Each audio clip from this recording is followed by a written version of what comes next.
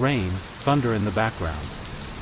In the quiet countryside of Essex, England, stood an abandoned manor named Blackridge House. No one dared enter it for decades. Local legend said it was cursed, the house with the mirror that sees your death. Teenagers joked about it. Ghost hunters stayed far away. But for one curious filmmaker named Elliot Carter, it was the perfect place for his next documentary. He arrived in the winter of 2017, with only a camera, flashlight, and a determination to debunk the myths. The manor groaned as he pushed open the door. Dust floated like ash in the air. Wallpaper peeled from the walls like dead skin. But in the very center of the house, past a hallway of broken portraits, was a room made entirely of mirrors. Walls, floor, ceiling. Some shattered, others still perfectly smooth. And in the center, an ornate, full-length mirror with a silver frame. That one was untouched. Elliot set up his camera and began recording. Whispering wind, faint creaks. At first, everything was still.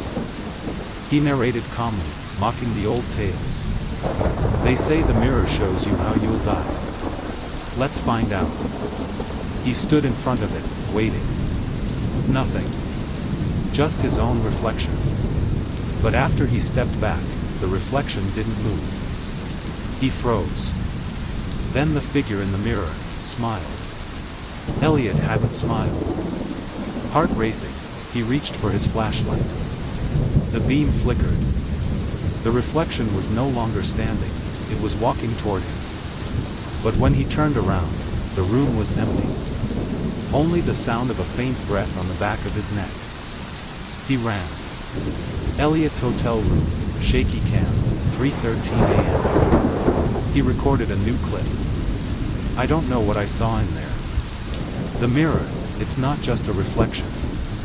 It's like something watches from the other side. The next night, against his instincts, he went back.